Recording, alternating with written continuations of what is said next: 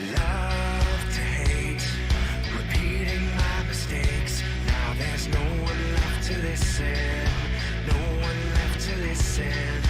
Take a chance, the consequence. When there's no one left to listen, no one left to listen. Right now we're taking control. Tired of waiting, tired of waiting for something new. Right now we're taking control. Tired of waiting, tired of waiting for something new.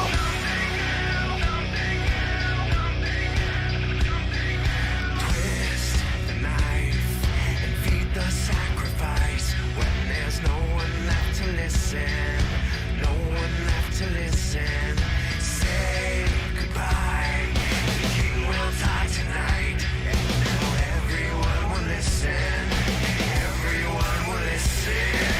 Right now we're taking control. Tired of waiting, tired of waiting for something new. Right now we're taking control. Tired of waiting, tired of waiting for something new.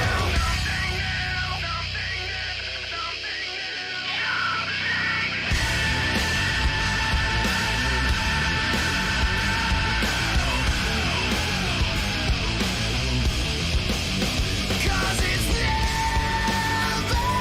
enough to know the truth. When you've lost all you know, there's nothing to lose.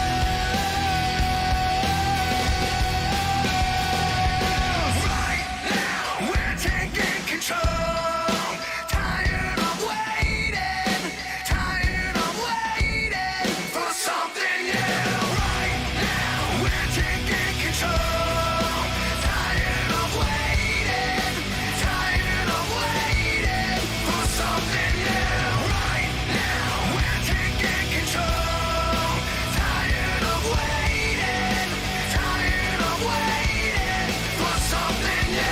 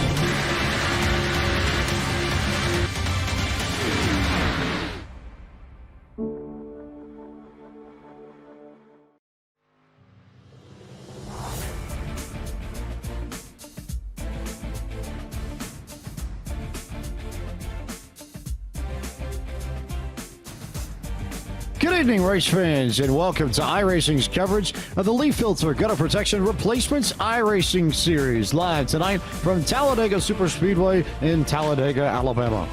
I am James Pike alongside Evan Pachoco and Justin Prince with Cisco Scaramouza punching the buttons up top in a virtual production trailer. And Evan, if there is one word to describe this racetrack and the way racing pans out around here, it is speed, speed, speed, speed, speed, and more speed on top of speed, because we heard you like speed.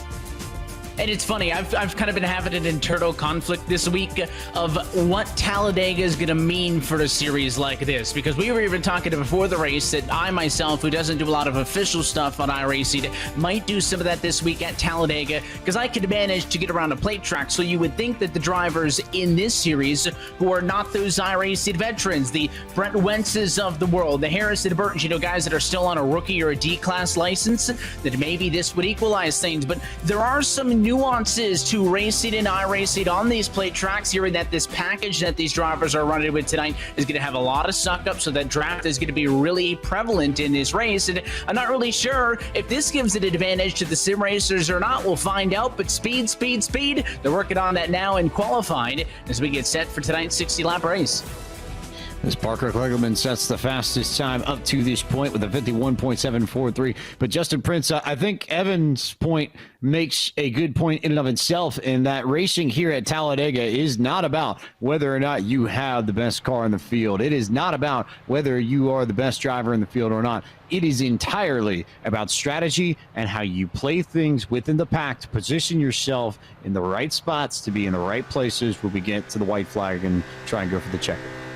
You hit it right on the head there, James, because you need to be able to play things very smart as the race goes on. You're going to need to have friends to execute your plan as well, and potential drivers who will push you towards the front. It also comes into the factor, though, as well of, do you elect to stay in the back early on in the race? Do you elect to try and, say, be at the front of the pack in case trouble ends up happening? There's so many things as a driver you have to think about tonight. And all of those come into play in terms of who can come away with a victory at a superspeedway. And the other wrinkle in all the strategy tonight, Evan, all drivers will have access to one, count it, one Nutrient Ag Solutions fast repair. So if they get caught up in a big wreck, you get one shot to repair your car. And knowing that you have that in your back pocket, how do you as a driver approach that? What's your strategy, knowing that you can at least get a get out of jail free card if you end up at a wreck early? Exactly, and not everybody's going to look at that the same way. A lot of drivers may say, listen, I've got that fast repair, so I'm going to go up front and I'm going to race. I'm going to go up there, fight for the race lead, and if I get involved in an accident in the opening 20, 30 laps, whatever, it doesn't matter. I'll go get that quick repair and I'll jump back onto the racetrack. But there are some other drivers, as we go on board with TJ Majors putting down his single car qualifying effort, who are going to not really think about that. They're still going to play it safe. Again, I don't think you're going to see everybody, because of that quick repair, be up front early. I think we're still going to have drivers hanging back, maybe staying around the 20th, 25th or so position, where that lead pack will start to single file out. I still think that's the way that I would go at it, quick repair or not. But we know that in this series, the only thing that these drivers are fighting for is bragging rights. And I think that there's a portion of the field that would rather go up, race for the lead, and wreck out and call it a day and say, listen, I had fun, than sit at the back and strategize. There's no points on the line. So I think that's the biggest factor in determining how these drivers are going to attack this. As we get set to take a look at the starting grid, we'll turn to the big board and tell you where your favorite driver is starting this evening. And it starts with Garrett Smithley in the 51 machine, who sets the time at 51.732 seconds to take top spot over Landon Castle and Parker Kligerman. Kevin Hamlin and Taylor Gray round out the top five. And it's AJ McCarron, Kevin Harvick, Kevin Iannarelli, Bobby Labonte, and Christian Eckes who round out your top 10. Tyler Overstreet will start in 11th position. Rodney Childers in P number 12. Forrest Cook starts in 13th with Chris Rice in 14th. Kyle Busch starts in 15th with Josh Williams in 16th position. Anthony Alfredo and Harrison Burton are in 17th and 18th, with rounding up the top 20, Tim Clausen and Ben Rhodes. And a fun driver, guys, going to be on the inside of row 11. It is David Hudson in the number 1. He is your LeafFilter Challenger, a fan that was entered in and by a random draw gets to join the field tonight. He'll be alongside Todd Gilliland, who starts in 22nd. Justin Allgaier, Tim Duggar are going to be the next duo, 23rd and 24th. Ronda Cap's going to be back in 25th position with Brent Wentz. It'll be Ryan Flores in 27th, Jordan Erickson P28, and the final two times at the qualifying through 30th. With Chad and Justin Haley. All these drivers declining to put in a time in qualifying, starting with Ty Majeski and Josh Berry. Dylan Earnhardt Jr. and Ryan Truex starting 33rd and 34th. 35th is where Chase Briscoe will be, who announced that he is a father-to-be earlier today, so congratulations to Chase. Ross Chastain will start from the 36th spot. 37th will be TJ Majors. Drew Herring begins tonight from 38th. 39th will be Kyle Long. Coleman Presley, Jonathan Davis, and Regan Smith round out your 42-car field for race number 3 in this the LeafFilter Gutter Protection Replacements iRacing Series. We turn to the track facts quickly to get you more acquainted with Talladega Superspeedway. This is the track built in 1969 in Talladega, Alabama. We're not terribly far away from Birmingham. It is a 2 2/3 mile, 2.66 mile if you need the decimals, 4.281 kilometer circuit that was opened in 1969 and repaved in 2006 to give you all the asphalt that you see in the sim today. 33 degrees in banking in the turns. Technically, it's dropped a little bit in 3 and 4 to a little bit closer to 32 degrees. Travel has 16.5 degrees of banking, and there are 3 degrees of banking on the back straight. We currently run in sim on the default day for iRacing May 15th, 2020. In sim time is about 2:50 in the afternoon, and as we turn our eyes towards the temps, warm is what we see. 79 degrees air temp, 110 degrees track temp, winds to the north at 2 miles an hour, humidity of 55%. So largely standard conditions, Justin Prince, save for the fact that it is a warm one. Absolutely, and you got to remember, this is why drivers are dropping all the way to the apron here. For the drivers who are competing in the last race, they have to start at the end of longest line. They were allowed to qualify for pit selection, James. So the drivers who had good performances, say in the straight stock at Myrtle Beach, get the reward of starting at the tail of the field. Those drivers tonight are Drew Herring, Garrett Smithley, Parker Kligerman, Jordan Erickson, and Ty Majeski dropping all the way to the back. So that almost, I think, by default sets their strategy. Although there are some fun faces in this field, and I think it's important to make a note, Evan Pachoco, the fact that Kevin Hamlin messaged just earlier, and he said that David Hudson was quote-unquote pretty fast last night in the practice race, so he should be able to mix it up amongst the big boys. Yeah, it's going to be super cool to see him in the field, and hope that that's a regular occurrence here for every other Tuesday night. And I think the biggest thing for him is, yeah, he'd like to come out and beat these guys, but I think the experience of just racing with all of these drivers is going to be the coolest thing. He's in the Hornets' nest, so he's not going to be able to be shy about it. He's going to have to get up and push the guy in front of him, get a push from behind, no matter who he's working with. Super cool for our LeafFilter Challenger tonight. And courtesy of all those ZOLs, about Taylor Gray, he's not going to complain. The 17 car is going to jump up. He'll be on the front row as we get set to go.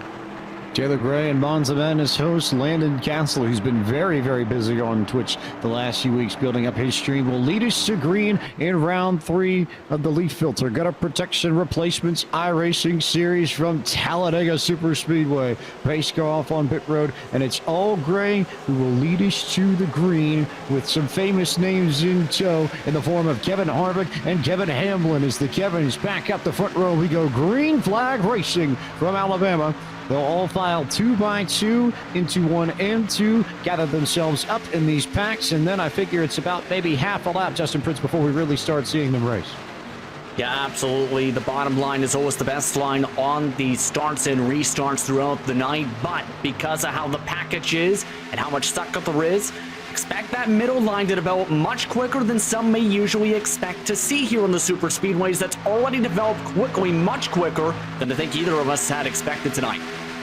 Already 2 by 2 for about maybe 14, 15 rows on back. You have to go all the way to Ron Cass in 20th before you see the rest of the field break up. And Evan, you're already starting to see some of the strategy back there. A lot of drivers in the back of this group already bunching together, and I think they're just going to try and ride it out, unless you're TJ Majors, who's already going through the middle to try and gain some spots.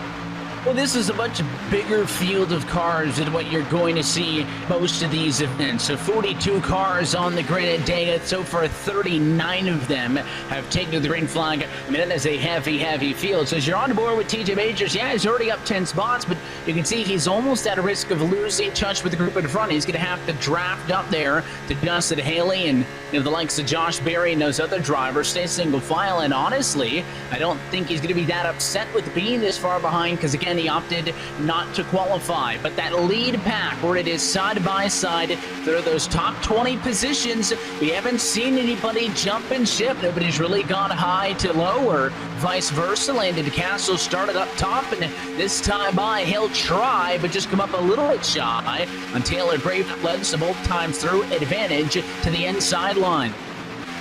And Justin Prince, I think first question in my mind is, obviously there are people who have experience with the big plate tracks, and then you've got folks like a Taylor Gray or a AJ McCarron, a Tyler Overstreet up here who don't quite have the plate experience. And, we said that it's more of a strategy race than anything else, but that also doesn't mean that the experience is completely for naught. You figure that somebody like a Castle or a Harvick might have an advantage in these early laps in that department.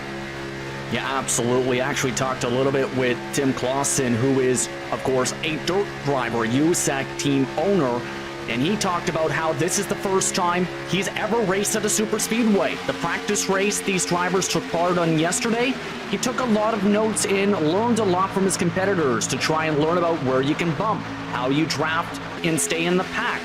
Those are things he learned on the fly and looked to try and keep in mind for tonight. He said he wanted to stay towards the back and stay out of trouble early because he didn't want to be the big one.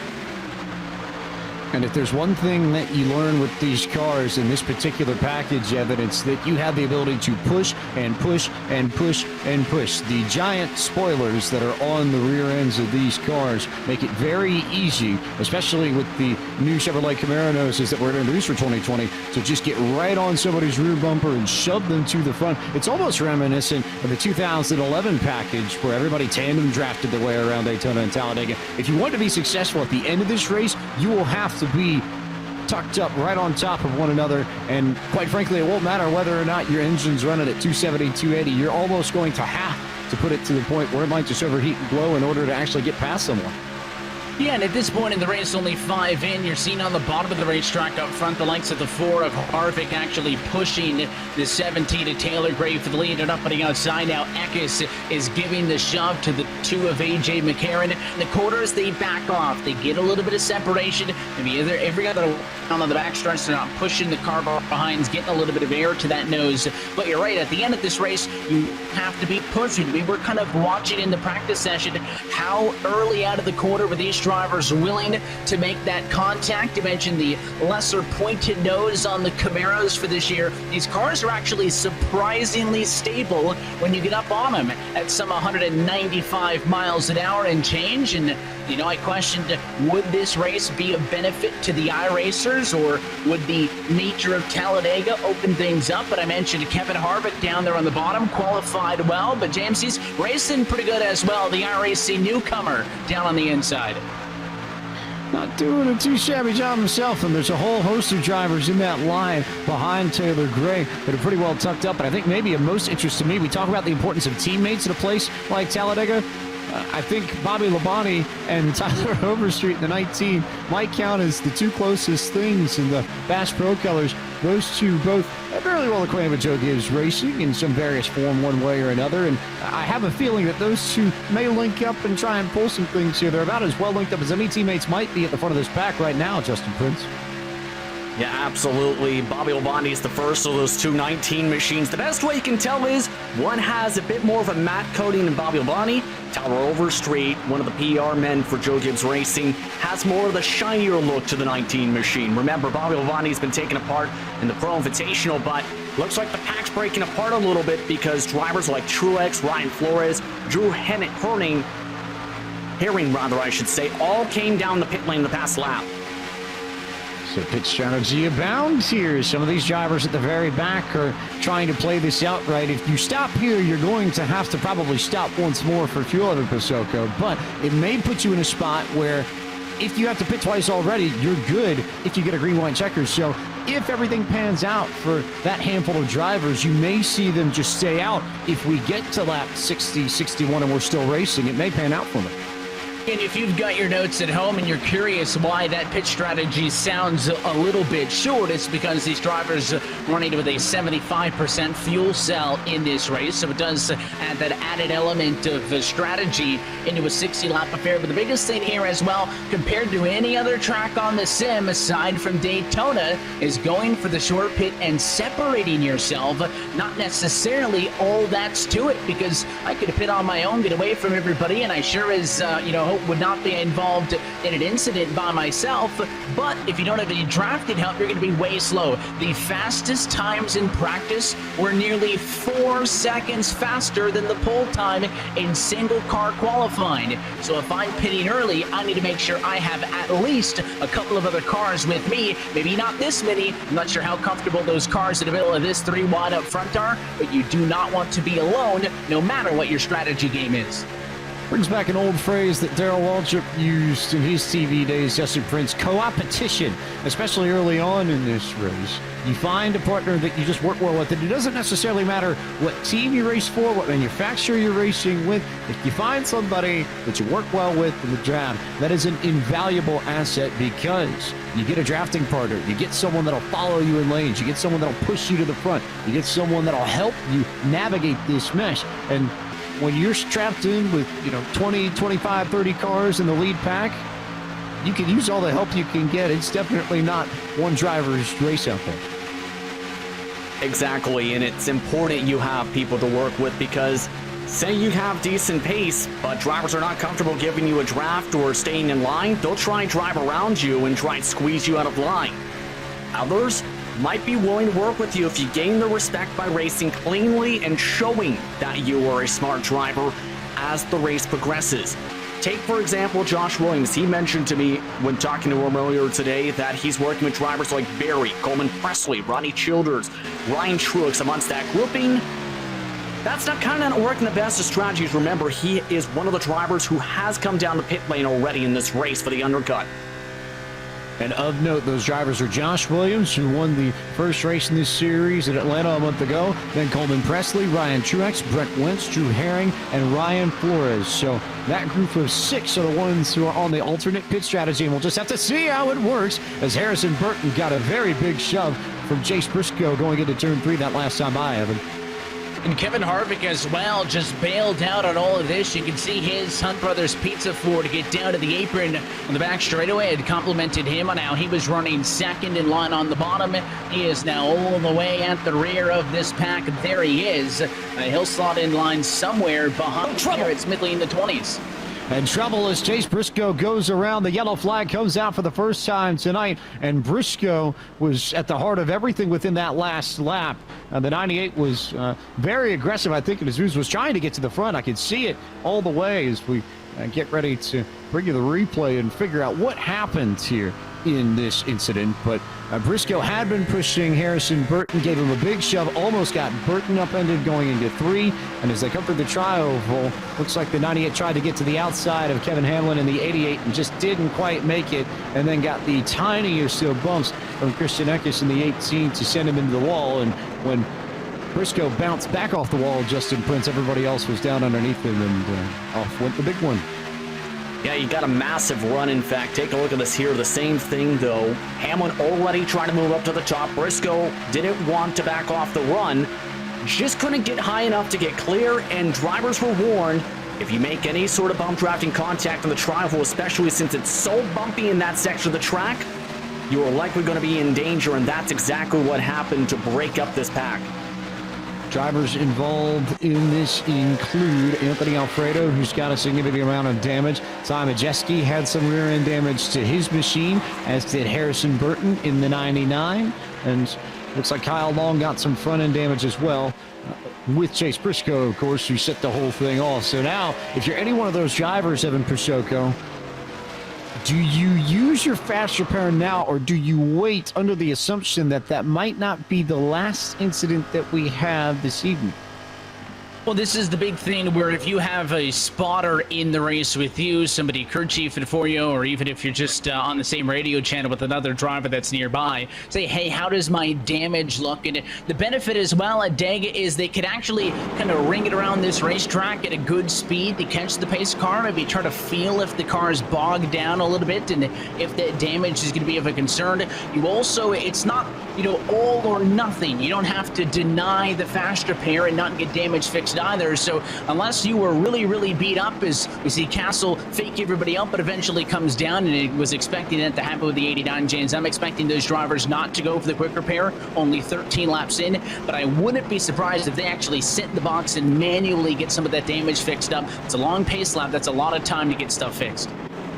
A lot of time to get stuff fixed, indeed, Evan and Justin. I think the biggest trick of all, and Evan sort of alluded to it, is that, you know, you've got that one Nutrient Ag Solutions fast repair in the bag if you need it, but if you fix up enough damage, you can run together in a pack and sort of fend off being lapped. That would be the concern if I'm in that position, because you fall lap down, then you are beholden to yellow flags and lucky dogs. If you lose a lap here at Talladega because you're out of the draft or you're in a small pack that doesn't have the speed of the main pack, you're not likely to get that lap back. You're going to have to hold on and wait for a yellow and hope that you're the first car one lap down in line to get back on the lead lap and have a shot to win this thing.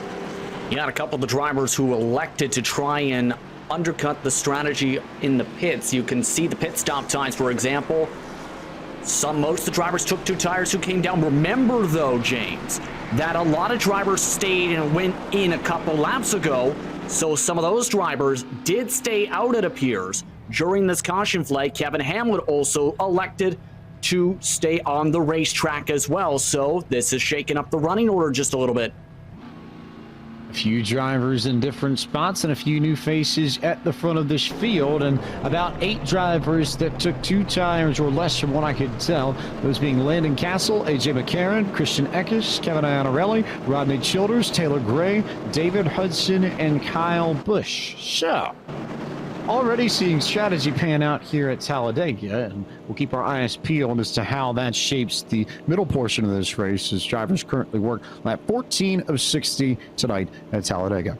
Plenty of action coming up for you this week in the world of iRacing. That continues tomorrow night, with Wednesday night iRacing on Fox Sports 1 and the Fox Sports app and foxsports.com. You're going to see the Pro 4 trucks at Wild West Motorsports Park and the super late models at the road course at Daytona, and that'll go live at 7 p.m. Eastern. Before we get to Friday night, Nevin and company are on the call for the next round of the Subaru Rallycross All-Star Invitational presented by Yokohama, coming to you from Sonoma Raceway in Northern California. A 6 p.m. Eastern start on iRacing, Twitch, YouTube, and Facebook for that event. Then Saturday, 2 big events. The IndyCar iRacing Challenge comes to you from Circuit of the Americas, April 25th. 2:30 p.m. Eastern Time on NBCSN, NBC Sports, and the NBC Sports app. Then Saturday Night Thunder comes back. Talladega Superspeedway is the home for all the drivers from the NASCAR Xfinity Series and the NASCAR Gander RV and Outdoors Truck Series. 8 p.m. start for that broadcast. You can find that on eNASCAR/live before the big show. The NASCAR iRacing Pro Invitational Series from Talladega Superspeedway. The stars of the NASCAR Cup Series take to the high banks here in Alabama Sunday afternoon on Fox Sports 1, and the Fox Sports app. So, Dega week in full swing, but plenty of action beyond Talladega this weekend. Yeah, certainly if you're a plate racing fan, then you're going to have a good time. There's going to be tons of action for you, and that's kind of a sneak preview of one of the cars you'll see on Sunday right there. A little bit of different colors on the 8 machine this week for Dale Earnhardt Jr. is he's supporting the Fight Hunger Spark Change campaign with Walmart at Hellman, so that's on board his entry. But yeah, and even for myself included, kind of a NASCAR oval-centric person, getting involved in some of the other stuff on the service as well. It is an endless of possibilities when you talk about iRacing and what's available any given week, not just under this current climate and under this current era of staying home and social distancing. There's always a ton of stuff to do, but I'll tell you what, if we're not in the booth or working behind the scenes of the broadcast, I'm tuning in because there is so much talent from all across the world across those events that you were talking about. And so many different disciplines too, Justin, I think, and it's something that Evan alluded to, but rallycross, completely wild, crazy by comparison to what you're seeing here in these pace laps, the mixture of pavement and dirt, so much action with the general twitchiness and the fast reflexes you need to get the IndyCar to get around COTA. A lot of different sort of strokes across the board in the iRacing world that people can take a liking to and sit down and tune in and watch. Yeah, absolutely, and they're so enjoyable to watch too. Mind you as well, there's so many different communities that allow you to learn a lot of the different skills as a driver, since remember, a lot of people join the service as a hobby as well. So it allows a lot of people to drive cars and vehicles at tracks they may not get the chance to in real life and get themselves a great opportunity to see how it is in a simulation such as iRacing. There's a lot you can do, to say the very least, James.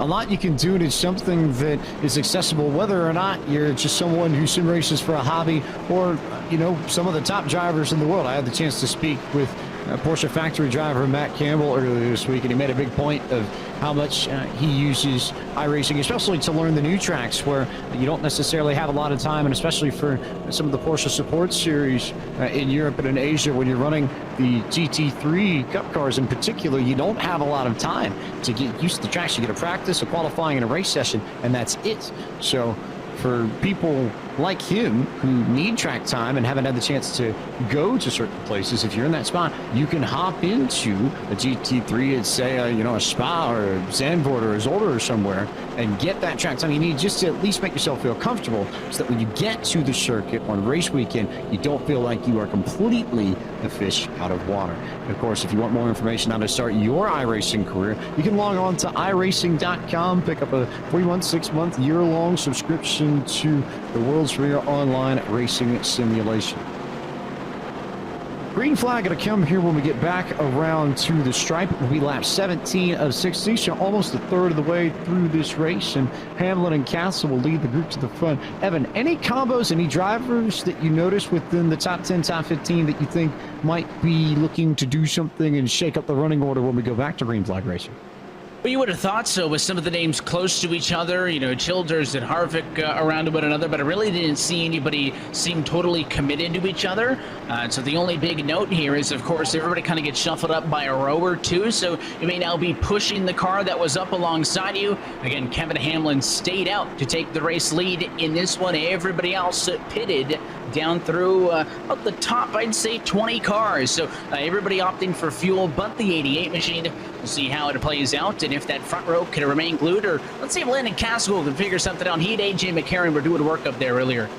And also note that pair of 19s, Bobby Labonte and Tyler Overstreet, starting right next to each other in the grid. Watch for them to hook up and bring those Toyota Camrys to the front, as Hamlin will lead them to green this time to begin lap 17 in the LeafFilter Gutter Protection Replacements iRacing Series at Talladega, and they wreck in the back. Cars stopped all over the place. A little bit further back in this. We'll wait and see if we get a yellow flag, but nothing yet from officials, so we stay green flag racing, and Hamlin and Castle will lead the main pack, and then the yellow flag comes out, Justin Prince. So just before we were going to get going, we're back under yellow once again. Yeah, it almost looked like the 72 of Brent Wentz, one of the crew members with Team Penske and the Wood brothers, just seemed to struggle to get up in the gears. Went from 70 miles per hour and just shuffled right into Briscoe. And just nowhere for the 98 to go, and he hit the gas and just collected multiple drivers. You're not expecting that to happen on the start in any sort of situation, even at Talladega. Just a major mistake by the 72. Evan, just looking at the replay, what that looks like to me is someone who just wanted to mat the gas and go, which you can do at points, and there are certainly places and levels of tire wear where that works, but restarts, even on a plate track, tend to be a place where you can catch yourself out. It's one of those places where you don't necessarily think that throttle control matters all that much because it's a plate track and your horsepower is restricted and it's easier to get going, but it's still something that you have to manage. I don't think it matters where you go with these Cup cars. You still have to roll into the throttle, if ever so slightly. Otherwise, you end up with situations like this. And you can see the 299 cars that get involved in that one, but I think that was a combination of two factors. It's one, where he was. Again, race starting way back on the bottom lane of the tri-oval. It's pretty rough down there. You can get loose, and it's not just at speed, but as well getting up to speed. And the second factor was because he was back where they were single filed out, it was kind of strung out. He sped up to about 77, 78 miles an hour, then to slow it back down to below 70 when he caught up to the cars. So he kind of got on the brakes and then got right back onto the throttle. And I think those two circumstances together is what caused the 72 to walk up the hill. I thought maybe he missed a shift. Listened in, that wasn't the case. So I think it was the fact that he was down there on the bottom and he was kind of mashing the gas and brake back to back. And like you said, even at Talladega, you're not always going to get away with that. We'll take a moment here to pause as we work our way into yellow once again, as we get set for more racing in just a moment from the LeafFilter Gutter Protection Replacements iRacing series from Talladega Superspeedway here on iRacing social media.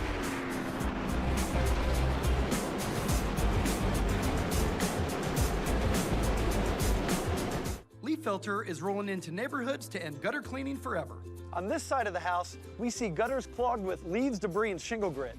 Look at that damage. On this side, we installed LeafFilter. LeafFilter filters out everything except for water. There's no damage because the gutters are clean, not clogged. And clean gutters mean No ladders. And no damage. call 833-LeafFilter or go to getleaffilter.com for your free gutter inspection and estimate.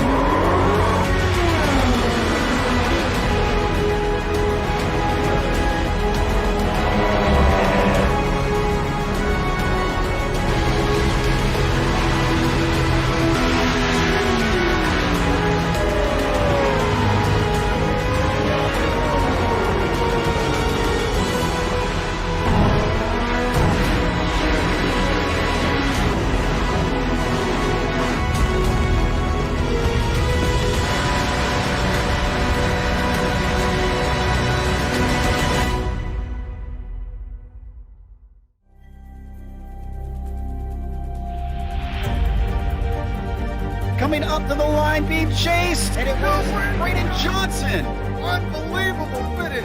It was 1/1000th of a second between them. Green flag in the air. We are racing in the 2020 24 Hours of Daytona. They go door to door for the feature race lead here on the last lap of the race. Side by side for the race lead in the final corner at Homestead. Down the back straightaway, 3 wide again for the race lead. This is unbelievable stuff here tonight. Aloma is going to have to be very deep on the brakes, and he is very deep on the brakes. It's side by side through the corner. This is for the win. It'll be side by side. Davies low, Ottinger high. To the very inside is Garrett low. 4 wide at the stripe.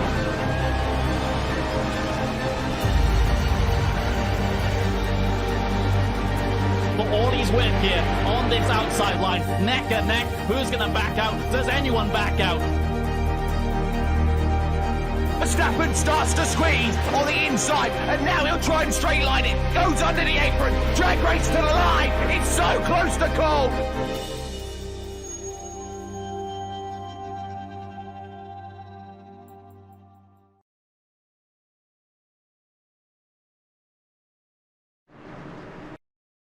Back to iRacing's coverage of the LeafFilter Gutter Protection Replacements iRacing series from Talladega Superspeedway. Back under yellow after a restart wreck has got us under pace speed. And Justin Prince, a few notes here. A few drivers who have already used up their Nutrient Ag Solutions fast repairs, and a few drivers that have already fallen out of tonight's race. Yeah, absolutely. Chase Briscoe done for the night already from the incident that happened at the start. That came after Brent went after further review, and he said this over the radio to all the drivers as well, apparently had a technical issue with the steering wheel where it just jammed its way just a bit offset to the right down that tri-oval and just couldn't turn the car back left once it kept on hooking. That just came at the wrong place, the wrong time, James. You never want that to happen at Talladega, because if you lose even some of your vision, like from one of your monitors or any feeling out of your steering wheel at such a fast racetrack, everything can just go downhill so quickly. I think the difficulty in racing here at Talladega, Evan, comes not from getting your car around the racetrack. It is largely incredibly smooth, slick, easy, wide. It's not hard to drive a car around here. The difficulty comes when you stack yourself up with 30 other cars that are also traveling in excess of 200 miles an hour and are within maybe a foot to a foot and a half. The kind of reaction time that requires, especially if things start going haywire at the very front of that pack, I don't think can be understated. It's really something that people who do it for a living can only accurately describe and experience, although folks in iRacing get a pretty good taste of it here. And I think as well, this is a very unique track in the fact that because you're side by side and in and around so many other cars in close quarters, that I actually think the sim rig at home is going to be playing a factor here as well. We've talked a whole lot about, especially for the people who are new to iRacing, single screen versus triples versus VR and, you know, a super wide screen monitor and all that. But at most tracks, as long as you can see what's going on in front of you, you got the idea. Your spotters, you know, at Talladega, if you're down on the bottom, someone's coming down on you, vice versa. You're working up on the top side, like we are on the board right now with Kevin Iannarelli, and the car on the bottom pushes up on the entry. You're not going to see that if you've only got one monitor. Your spotter could let you know, but I think this is actually one of those tracks where those drivers who are a little bit more committed to this and are able to, I guess I should say, kind of get that little bit of a nicer setup, and those peripherals, I think, are a huge help, especially not only just running around the racetrack at all times, but kind of avoiding incidents as well and trying to spot trouble before it breaks out. Although not necessarily entirely necessary, Justin Prince. I think the famous story amongst the top end of things as we get set to go back green flag racing is Michael Conti back when he won his eNASCAR Coca-Cola iRacing Series title in 2013, won with a wheel that was worth about $250-300 and went up and competed against the best of the best who had, you know, thousands of dollars within their setups. So you don't necessarily need to break the bank in order to go fast. As Kevin Hamlin gets sent to lead the field back to green again, we'll see if we get a clean restart across the board. Back racing on lap 22 of 60 in the LeafFilter Gutter Protection Replacements iRacing Series, and Hamlin actually gets a good run and some help from Christian Eckes down on the bottom as they'll clear Landon Castle, and Castle will have the option to drop back in. Does he go down there? Does he stay up top with Kevin Harvick, Justin Prince? Looks like he's electing to stay up on the top side. That's Rodney Childers, actually, that's trying to draft to the back end of him. Rodney Childers driving the Mobil 1 number 4 machine tonight for reference sake. And the reason they're staying up here, they have a full train of about 6 or so drivers right on behind it, make it 7. And as we've seen, the top line has developed very quickly tonight.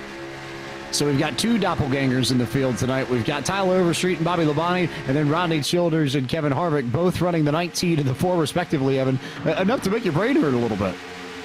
Just keeping us on our toes, and that way, no matter who wins out or who loses, they've always got a car on the racetrack to get some good shots of if they want to be able to brag. But yeah, it's fun seeing all these drivers, and as well, not just drivers. You mentioned Childers, of course, so many different drivers. AJ McCarron's been doing real well so far tonight, the NFL player for the Houston Texans. So it's kind of a wide array of drivers and talent in this field. And AJ is a sim racer. Let's go on board with him, 4th in line on the bottom.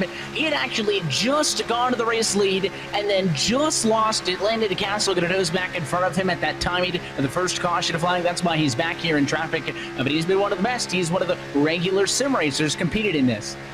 And fitting that we highlight AJ McCarron at this race of all races in this series, because McCarron, before he got to the NFL, played his college football at the University of Alabama, where he was a national champion. So, Justin Prince, no shocker that he probably has a lot of love and affinity for this place as an Alabama guy, and probably not too shabby run here for him is what he's looking for, and maybe a little bit more than just that, especially as an Alabama native, too.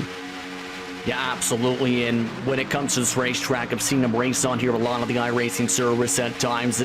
in some of the higher up splits, in some cases, in some of the early morning races, does a little bit of streaming as well for some of his action.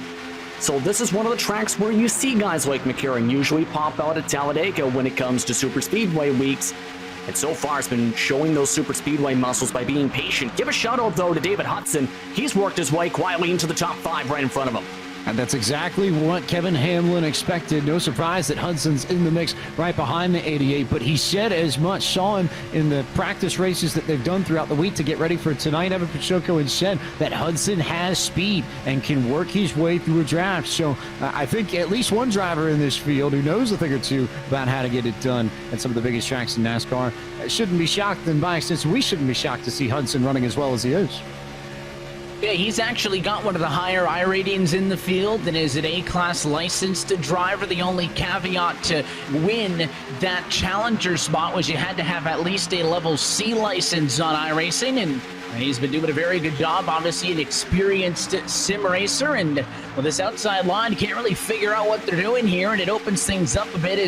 That's Childers, high, low, high, low. Wonder if the gauges are blinking red on board that Ford Mustang, because he keeps flashing the nose at the outside, so maybe too hot to touch right now for the 4 car up top. It's actually 54 on the scoring for Childers.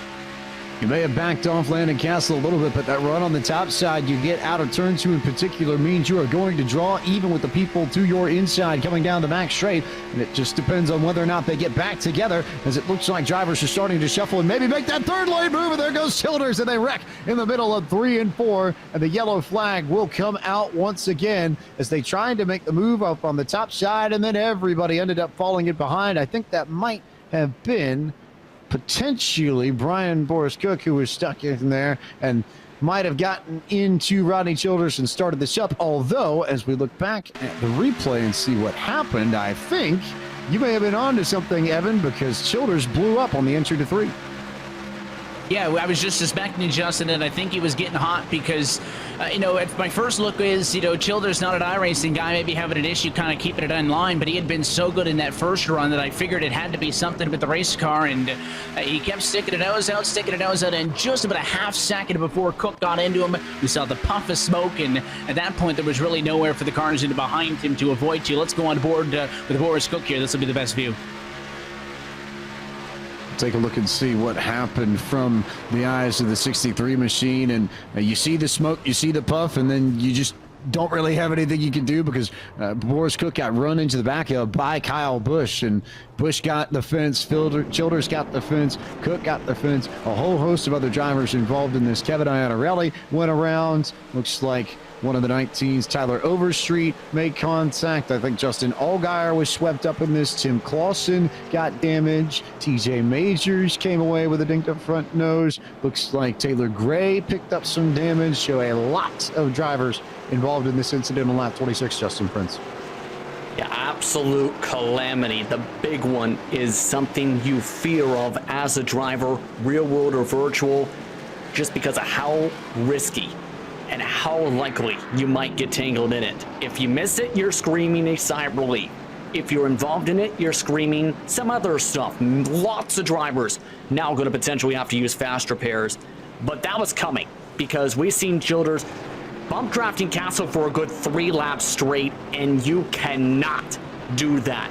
Drivers learn that in practice. If you go above 284 in oil temps or 265 in water temps, you are likely to blow up. And we've seen exactly that in the corner. Plenty of Nutrient Ag Solutions fast repairs going around under this yellow flag. And I think the tricky thing about the big one, Evan, is that there are a few cases in racing in which you are just about entirely helpless if you get caught in the wrong spot. Usually there's something that you can do to avoid a wreck at a racetrack if it's anywhere else besides Talladega, but things happen here so quickly that if you get stuck in the wrong spot, you're middle of the pack, dead center, and there's nothing you can do when it breaks out, you're just sort of toast. You know you're going to end up with a torn up race car, and there's absolutely no way to avoid it. And especially when you're up on the outside, if you're in a situation like we just saw where the car in front of you pops the motor, even on the bottom of the racetrack, the reaction time probably just not going to be there to get down and out of the way. But if anything happens at Dega, when you're on the outside line, cars are going to be coming up to the wall, and you can only go so high before you run out of escape room, and eventually you're going to be caught up in it. So that's why when we talk about drivers who are wanting to hang back and not be up front, we're not talking about hanging back 7 or 8 rows on the outside. We normally, kind of specify where it starts to single file out, because at least if you're on the bottom of the racetrack, you can go down onto the apron. You're going to go through the grass if necessary. You just have more escape routes, and those are all different, challenges and things that drivers will learn about wreck avoidance. We're now joined up in the booth by iRacing's Kevin Iannarelli. And Kevin, you were swept up in that mess over in 3 and 4. Just tell us what happened from your perspective and what you saw out of the front of your race car. Rodney, he was just pushing, I think, too hard, and they were too long, and got the oil temp too hot, and blew it up in front of the field.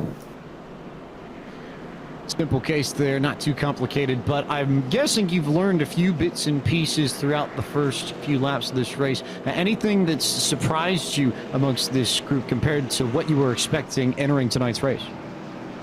I was surprised we ran 3 wide for as long as we did early on in the race. That was pretty impressive. Wasn't expecting it to be that dicey early on in the race, but it worked out pretty good. And you'll come back down pit road, get the car fixed up. Having seen the aggression at the front of the field, which I think has surprised a lot of us here, does it change the way you race the back half of this event? And do you maybe lay back a little bit more than you initially thought you might? Yeah, we're going to go into more of a survival mode here just for the end. And then probably about 10 to go, just let it all hang out. Everyone will let you get back with. Thanks as always for the time up here in the booth, and best of luck to you in the second half of tonight's race. Thanks, appreciate it. Kevin Iannarelli, who's a part of the team that scans so many of the tracks in iRacing, and since we're pretty close to it, we'll go ahead and turn our attention to our iRacing midway race break while we're on the subject, which as always is brought to you by iRacing, the world's leading online racing simulation. Developed from the beginning as a centralized racing and competition service, iRacing organizes, hosts, and officiates races on virtual tracks all around the world. iRacing is home to a wide variety of officially sanctioned series, with racing for the Australian Supercars, IndyCar, IMSA, NASCAR, the World of Outlaws, and more. Coleman Presley is your leader under yellow after 28 complete laps of racing at Talladega. Justin Haley runs in P2. Chris Rice runs in the 3rd spot. 4th is Ryan Truex. Christian Eckes runs in the 5th position. 6th is where you'll find Landon Castle. AJ McCarron holds the 7th spot at the moment. David Hudson runs in 8th. 9th is Taylor Gray, and 10th belongs to one of the men behind the replacements, Kevin Hamlin. And then the other one right behind him as well as TJ Majors runs in the number 11 spot. Big gains for him, as well as Kyle Long, who started 39th and runs right now 12th on the racetrack. Todd Gilliland up to 13th with Justin Allgaier 14th, and Ben Rhodes in the number 15 spot. Just spoke with Kevin Iannarelli, involved in the incident, dropping to P16. He's ahead of Chad Knaus at 189, who rides in 17th, with Ron Capps at 18th, Drew Harry 19th, and halfway there is Josh Williams in 20th. Anthony Alfredo in 21st position with a beat-up race car. Tim Clausen 22nd with a clean race car. Josh Berry coming down the pit lane 23rd. Cook is in 24th. Garrett Smithley in 25th. Had the fastest qualifying time. Dale Jr. after overrunning his pit box coming back down in 26th. Jordan Erickson 27th. Parker Klugerman 28th. Tyler Overstreet 29th. And Kyle Busch with the damaged race car is in 30th. Kevin Harvick runs in the 31st position. 32nd is Tim Duggar. Bobby Labonte currently holds 33rd. He's the last car in the lead lap. Brent Wentz down back a little bit further in 35th is Rodney Childers, slips to 34th. 36th is Ryan Flores. Harrison Burton and Chase Briscoe and Ty Majeski are the 3 drivers that are out of tonight's race at this stage. That concludes tonight's iRacing midway race break. And with over 130,000 drivers on the service and over 80 laser scan tracks and cars to choose from, iRacing iRacing is the original esports racing game. For more information, visit iRacing.com today. And as we speak about the additions to iRacing, we mentioned right before the break that Kevin Iannarelli is part of the team at iRacing that helps to scan the tracks and bring them into iRacing and bring them to life in the sim. And we saw a little sneak preview earlier this week, Justin Prince, of one of the tracks that is forthcoming to iRacing, the much vaunted North Wilkesboro Speedway, the project that Dale Earnhardt Jr. spearheaded to make happen.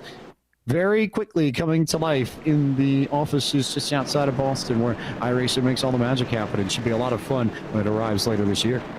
Absolutely. Was taking a look at some of those screenshots earlier last week, and it just looks beautiful what they've been able to do to be able to sort of restore the buildings back to their historical looks from the late 80s and early 90s when the track venue was still open. And I know many drivers on this iRacing service seen already some of the leagues in different series who are carving out spaces in their schedules to put that racetrack in their calendars.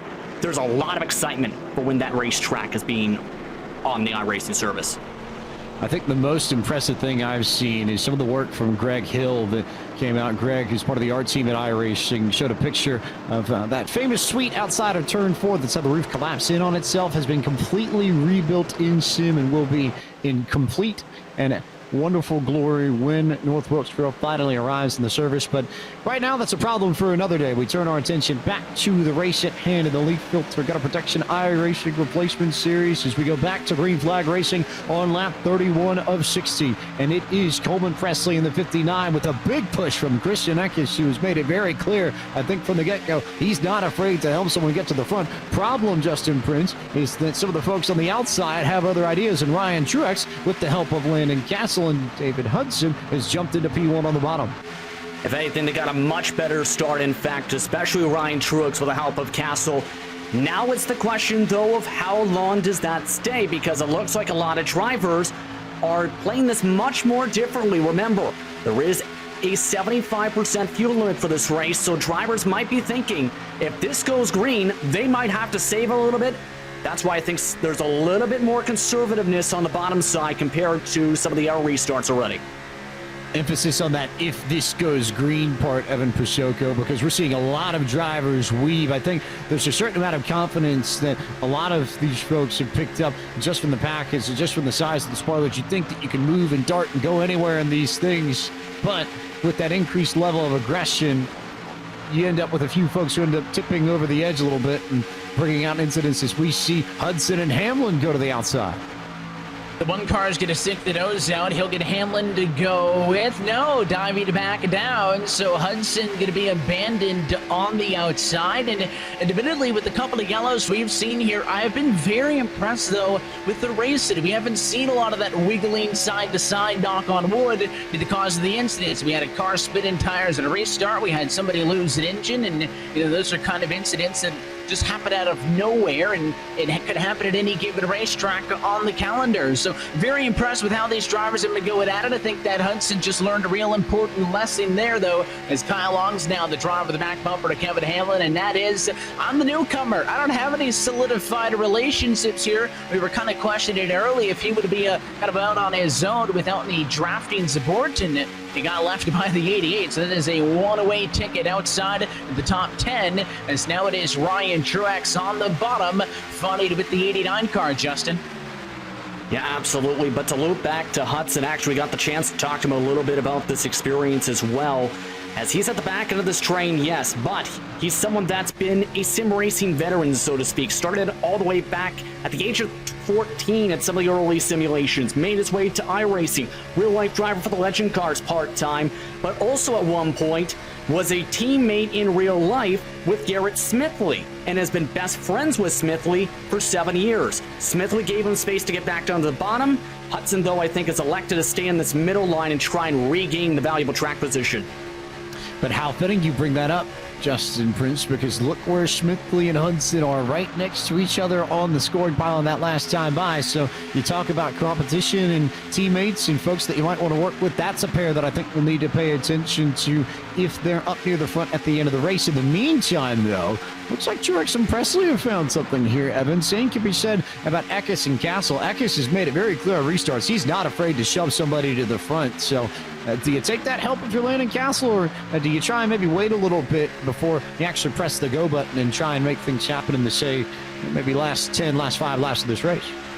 It's funny, presumably you would want to get that pass done as soon as you can and get down to the bottom, but I actually like where Castle's sitting. So, the objective here for Christian Eckes is to not be a saint and just help out Landon Castle. Ideally, if he pushes Castle to the race lead, Castle would go down to the bottom. New lead car on the outside would be that 18 Toyota, but we have seen Castle make those moves for the race lead early, so I don't know if he's really in the zone to camp out here on the outside line. Eckes has backed off a bit. The 18, as you mentioned, has been real aggressive so far tonight, but I like those cars. The top 3 or 4 in line up top. You're on the board with Ron Capps, who's a little bit more boxed in, beat about the 6th car in line on the bottom. There's cars in front, behind, and next to him. He doesn't have the flexibility that the Castles and Presleys of the world have right now. Ron Capps, the driver for Don Schumacher Racing in the Metal Yellow NHRA Drag Racing Series, who has just run about everything and then some. We've seen him in GTE cars, we've seen him in the stock cars, we've seen him dirt racing, we've seen him truck racing, we've seen him go just about everywhere and run anything, Justin Prince, maybe more so than any other driver who's pretty well known here in the world of motorsports across all the major series in the United States and Canada. He soaked up this opportunity to try different things like a sponge, to say the very least, on iRacing. Has been, if it has 4 tires and has a gas pedal, you're likely have been seeing him on the racetrack throughout the past couple months. He's been very impressive, I think, showing that flexibility and adaptability in different disciplines, whether it's been on the dirt or whether it's been on the ovals. He's done a phenomenal job, I have to say, in these past couple weeks.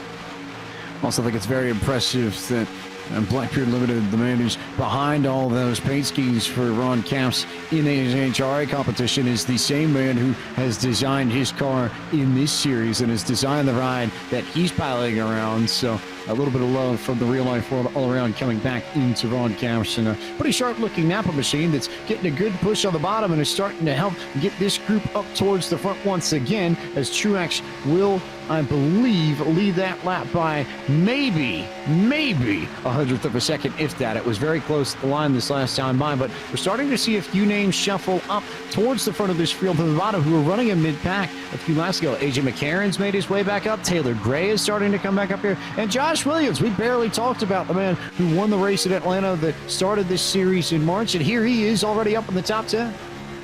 He started in the number 16 spot and has been kind of riding around mid-pack, and as you're on board with him, you can actually see the right front damage on that nose. He's got a little bit of damage on the back end as well, so that either means that 38 laps in, he is saving a quick repair, or he is out of them, and he is forced to drive around with that damage. Either way, as long as he stays in this pack, it doesn't appear to be affecting him all that much. He's at speed, he is with everybody else, but these front 2 duos of Truex and Presley on the bottom, countered by Castle and Eckes up top. They were both really shoving each other hard that time. Down into one, they backed off at a quarter, and they're going to bump track and down the back straightaway as one of those Hunt Brother Pizzas Fords jucks at a line. It's either it is Harvick in the 4 car up on the outside, so maybe a 3rd lane coming as the 2 4s want to dance together, but they're going to have a couple of laps to go to get that 3rd lane wound up. You can see them there, Childers and Harvick, about 6 cars deep as they start coming along on the high side. Should we really be all that surprised, Justin Prince, that we're seeing driver and crew chief work in tandem up top and try and make things happen on that high line? And as we look a little bit further back, they've got a few interesting names that you might want to pay attention to who have showed some speed. And that was a little bit dicey, though, with Justin Allgaier nearly bobbled his way right to the door of the 7.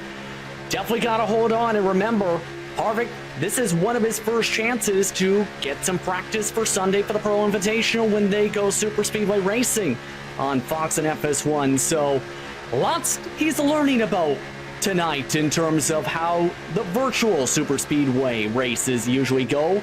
And as we've seen, 9 times out of 10, you're going 3 wide majority of the pack. And Evan, if you are somebody who's going to be racing on Sunday, the Kevin Harvick's, the Kyle Busches of the world, how much do you take into stock and into account what happens tonight and try and use it to learn from Sunday? Is it anything that you're really paying attention to, or do you really think there might be a few things that you can learn from the way this race and this field pans out? I think the biggest thing you're going to take away is just how to map out this Talladega race, because it is not going to be, a direct comparison in the setup, a custom setup built for this Tuesday night series. Not sure if it is going to be an iRacing default fix set for Sunday, or if they are going to give those drivers a custom fix setup as well. But in either case, it's not going to be identical to this one, as we see now Boris Cook sticking a nose to the outside, and we're on board with Kyle Busch, another one of those drivers who will be racing on Sunday. But I think keeping the car clean, kind of learning in the sim versus the real life, as the two-car McLaren sideways. He's going to hang on. We're 4 wide behind, and somehow we're good. Those are the learning moments right there. How to stay safe when it gets ugly. Somehow, some way, he hung on to that. As you see the replay, it was a bump from Taylor Gray in the 17 that nearly sent A.J. McCarron sideways and up back onto the racetrack and in front of this field, but they all backed out, and we continue racing under the green flag. And incidentally, those two in good shape, nose to tail with one another once again. The difference is that this front pack is a lot more spread out, Justin Prince, and whereas we had maybe 5-6 cars in that top lane a lap ago, this time around, here comes some drivers down pit road. Coleman Presley making the stop, so some of these drivers in the alternate strategy coming in for service. Yeah, they feel like they can't make it on fuel to the end of the race, and that was something some of the drivers were discussing in warm-ups tonight. How much can they actually legitimately save? And we've got the answer. A lot of these drivers, including some who came down to the last caution flag, feel like they might not be able to make it, and everybody's now single file, I think, realizing they might have to come down here too. Josh Williams, Todd Gilliland, Ryan Truex, Coleman Presley, the 4 that have come in this time by. We'll see whether or not anyone in the front 10 or 11 respond. That's about where the gap is. You go back to about Rodney Childers, Kevin Harvick and company before this field actually splits up, and we'll also see who may or may not elect to use their faster pairs. Everybody's staying in on pit road now, so alternate cycles, alternate strategies, wrinkles into this perhaps, Evan Pusoko? We're now at the point where everybody on track has pitted at least once. We went through those first couple of cycles of yellows where that wasn't necessarily the truth. 1 or 2 cars here or there had yet to come down to the pit lane. Some drivers, like the 88, stayed out to get track position.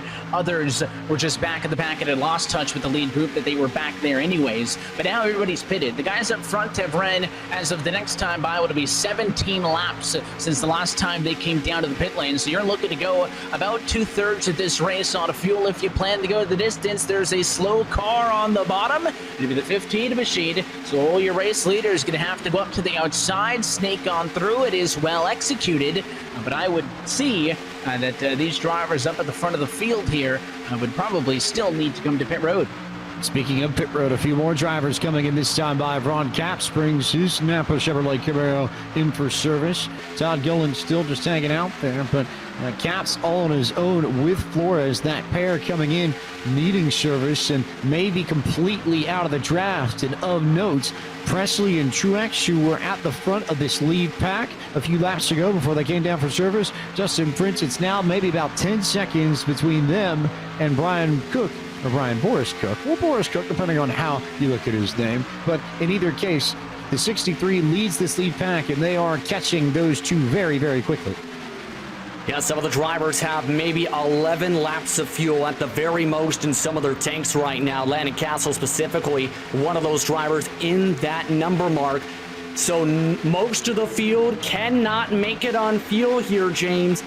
In other words, you have to start saving. That's why the speeds have gone down from 200 miles per hour to as low as 190 down some of the straights.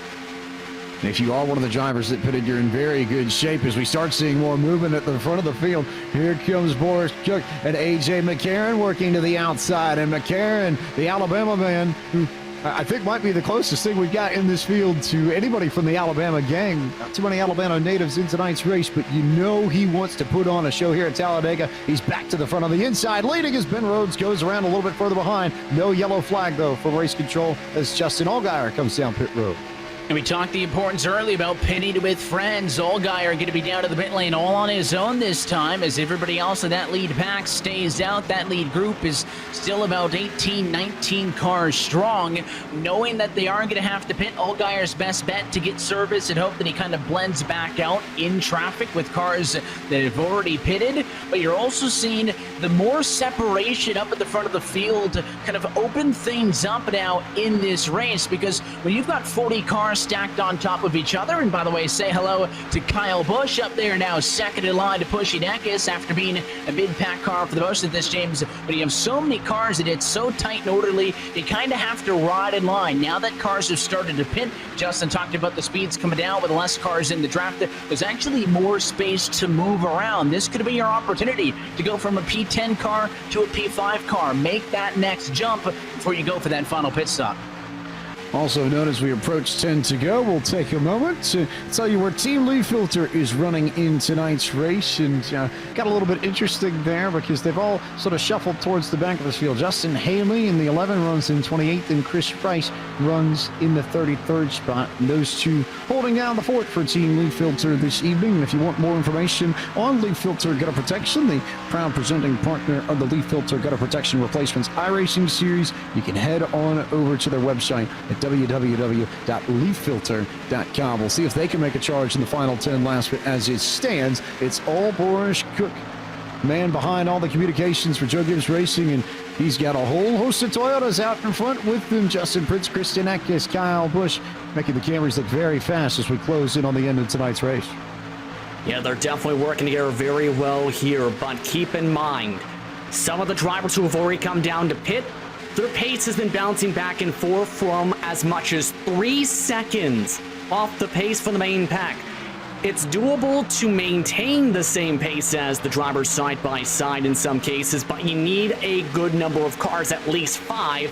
Unfortunately, many of the drivers who are pit are in small groups of 3, maybe 2 in most cases at this point, as it looks like we may see more stops coming up. Wait and see what happens off of turn 4. Christian Eckes will bring his car down pit road, and Christian Eckes will come in. Looks like he's got one partner in the form of Kevin Harvick. So Eckes and Harvick, the two to come in for service this time by. Everybody else stays out at the front of this field. Evan Pizzoco. And this is something I think that we're going to see a bit more of on Sunday as well, as these cars pitting not necessarily in sync. Not all of the real-life teammates are on the same radio channels during those Pro Invitational events, and that could be a factor like Eckes, and we just saw Allgaier pitting on their own. But the battle for the race lead is strong, and we're going to go 3 wide as it's Boris Cook up the middle. Tim Clausen's going to be way up high on the 3rd lane and on his own. He's probably going to start to drop back from that spot, but Cook has been in a good spot all night, going, kind of door-to-door here with a pretty damaged 51 Toyota of Kyle Busch. Look at that thing go, torn up.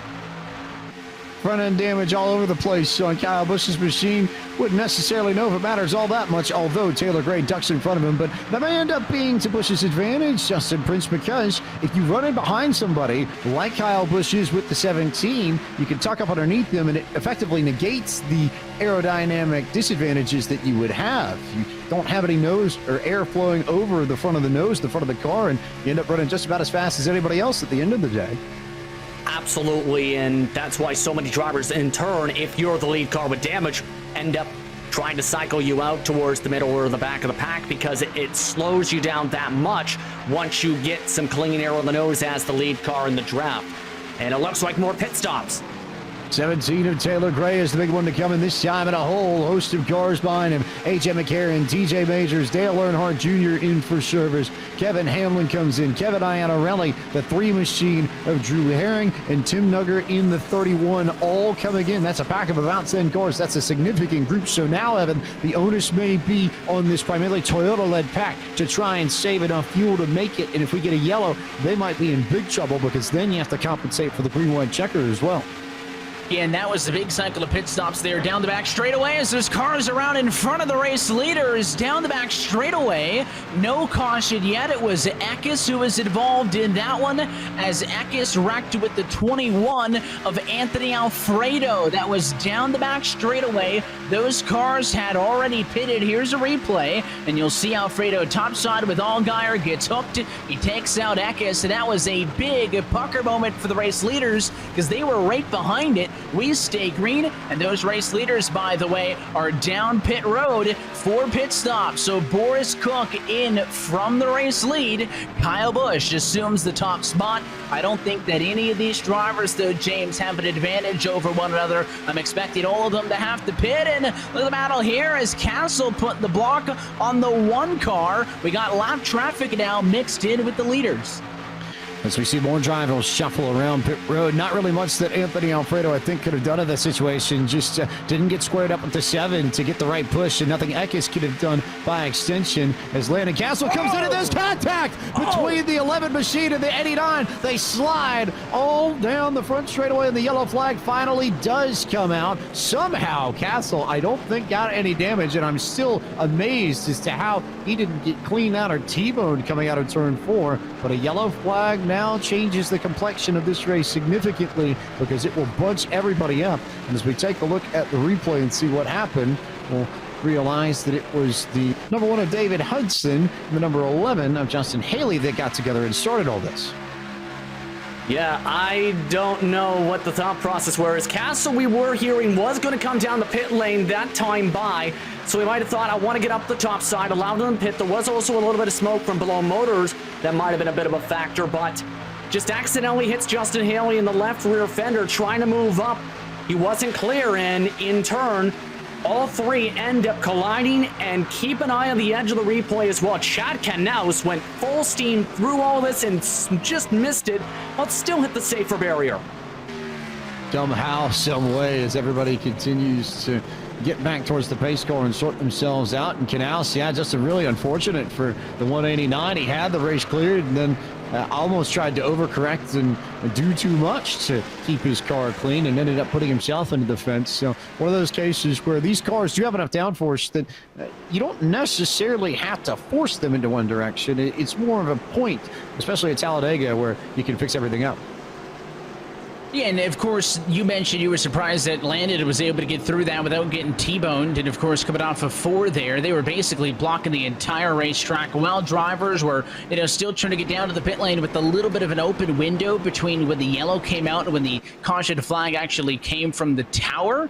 But I think that cycles up the pit service under green. And what that does is for the cars who needed fuel, especially with the green to white checkered possibility, they can't stay out here and try to stretch to the end. So the big advantage goes to those cars who pitted earlier and already got their service because they're good to go to the distance.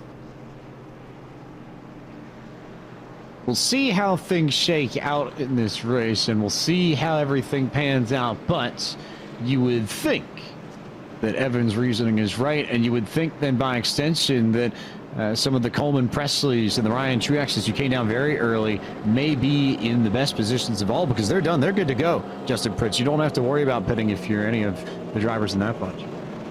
Yeah, but the time of the caution flag just completely flipped the running order over its head. Some of the drivers who pit early got good track position out of all of that. Some of the drivers who were just coming to the pits also got a bit lucky there. But if you were, say, not in drafting pack in those 3 seconds off groups, you just lost all of your track position. A lot of guys. Kyle Busch now back in the edge of the top 20. Landon Castle involved in that caution flag. Now he's down in 21st.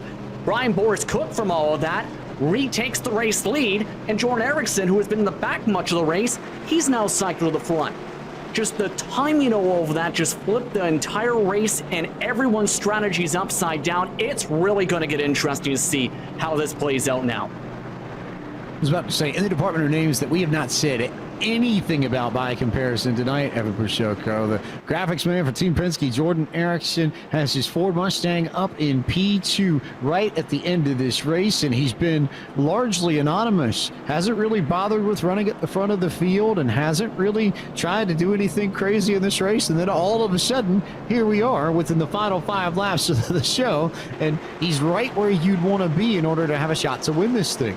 Strategy is its finest, I think.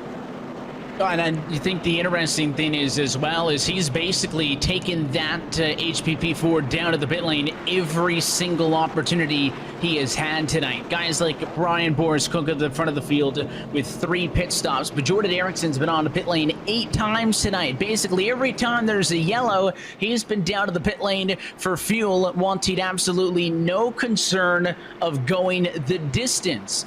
So he's up at a very good spot. How about Parker Kligerman as well? I haven't talked a ton either about the 77 Toyota.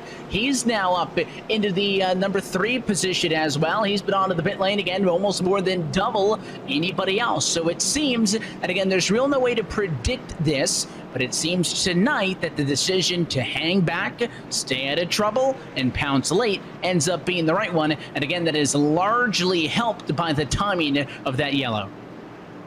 And oh, by the way, if we're talking about names who know how to do things at restrictor plate tracks, Justin Prince, who's in that 5th spot right now as we get set to come back to green within the next few laps. Dale Earnhardt Jr., and he is dominant on these super speedways, remember, and one of his victories on the iRacing service in the early days, remember, of the NASCAR Coca-Cola iRacing series came in a super speedway. So I think he's got a good shot. And mind you, his one-time spotter, TJ Majors, in 4th position. He's got some friends around him a couple rows back. He's in a comfortable position here to try and get a good run on this restart.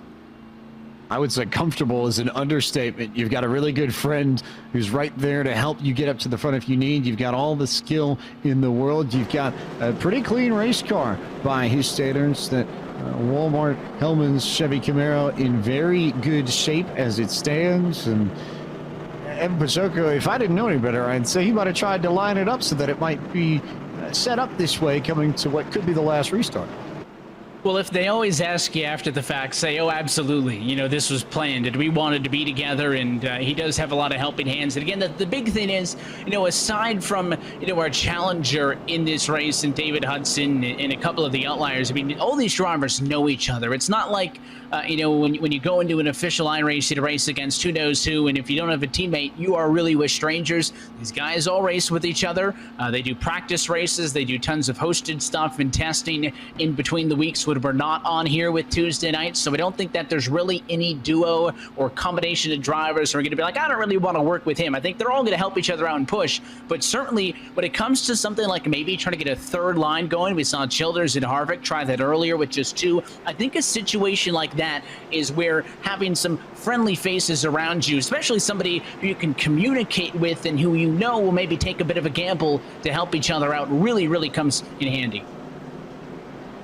As they come across the start-finish line and everything begins to sort itself out, lights are off on the pace car. We will go green flag racing next time by. And some of these cars that need the wave around will take it and get themselves sorted at the back of this train, but the driver at the front of this train we need to worry about. Boris Cook in the 63 alongside Jordan Erickson in the 85. That is your front row. The restart will come on lap 58. So in theory, 3 laps to go, Justin Prince. But I think at this point, with everybody as close as they are, you're going to see 3 very wild laps of racing at minimum, and maybe more, because I don't think we can rule out the possibility of a green-white checker finish either here. You absolutely can't rule it out at this point. I expect potentially 3 wide by the time we go into turn number 3. That's how crazy I'm expecting it to get, with so many drivers hungry to get a victory at this racetrack, and a mix of drivers who have a lot of prep covering up their machines and marbles, drivers who have front end damage and have already used fast repairs in this race, and others who are teammates in real life and or friends in real life. You're going to see a lot of things developing here in the next few moments. It's going to be wild. Craziness, I think, is what we'll see. And you look at some of the combinations and the permutations up at the front of this. We've talked about Ericsson. We talked about Majors, Kligerman, AJ McCarron's up there with Dale Earnhardt Jr. Kevin Iannarelli, who said he wanted to ride at the back and just sort of wanted to survive and wait this out. Now he's in a position to make something happen. He's going to restart in the 7th spot. Kevin Hamlin is there in 9th. Drew Herring sitting around in 8th. Ryan Truex ran that pit strategy in the 10th spot. So all bets off, all strategies in play, and a number of permutations and combinations available to these drivers in the final few laps of tonight's LeafFilter Gutter Protection Replacements iRacing Series at Talladega as we get set to go. And a friendly reminder that the yellow line is indeed out of bounds. Race control made that point to drivers just before they got the green flag here to make sure that no one got crazy. Those rules will apply and be enforced here as we get set to go back to green flag. Everybody back on the gas pedal, up through the gears. Looks like McCarron got a decent jump. He looked to the outside of the 22 of TJ Majors and then ducked back in. They'll all come back to full song, and we'll see where everybody stands when they get to 2. And you can see the inside. They are really pushing strong as Cook pushed by Kligerman. The third car in that train is Dale Earnhardt Jr. So we know the inside, the better place to be on race cars, but they were really, really aggressive that time by. And I think that's a big reason because Jr., third in line on the bottom, wanted to get clear of the outside. Now he's stuck there as the outside's got some momentum. Ericsson pushed by Majors this time by, looking for 2 laps to go. It is a Ford and a Ford up at the very top, and then another Ford right behind them. 3 Fords in a train as they come to 2 laps to go. Bit of a run for Ericsson on the top side to go alongside Cook. Jr. looking to make that middle lane go. I wonder if Kevin Iannarelli will try and get to the inside. He does. They bounce off each other a little bit further back. They might squeeze. We may have 3 lanes going into turn 1. And a bit of a shuffle up for AJ McCarron. Got doored right up the racetrack by Dale Jr. And now this is where things get crazy. Lots of drivers have been trying to get a third line of work at the back of the field. Now they're crashing. And there goes Drew Herring on the back straightaway. Cars spinning and crashing everywhere down the back stretch, and the yellow flag comes out. And another wreck here down the front straightaway, or back straightaway rather, as a few more cars go sideways and end up in the fence. And I think that will matter more for the amount of Nutrient Ag Solutions fast repairs or not that some of these drivers may have. But 2 separate incidents on the back straightaway. The first one brings out the yellow. The second one happened after the fact as drivers were trying to slow down and get back to yellow flag speed.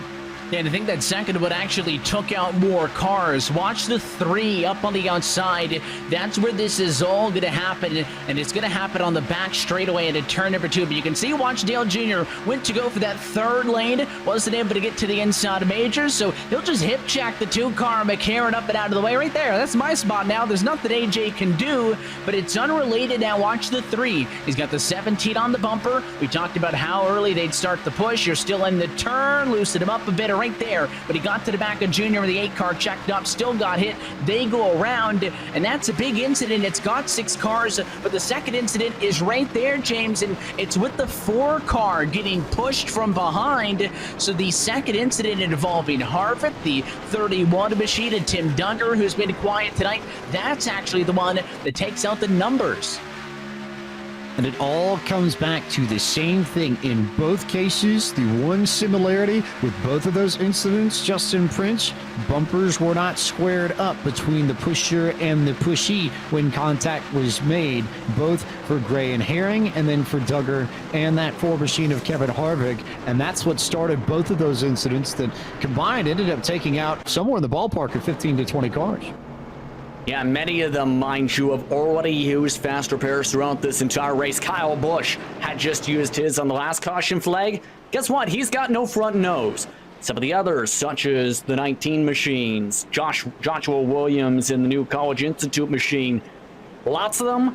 Now we're in the situation where they're going to have to drive a damaged race cars, and now this is where it gets really interesting. It becomes once more another interesting strategy game here because, as we both know, it takes about a half a lap to a full lap to get up to speed at the super speedways.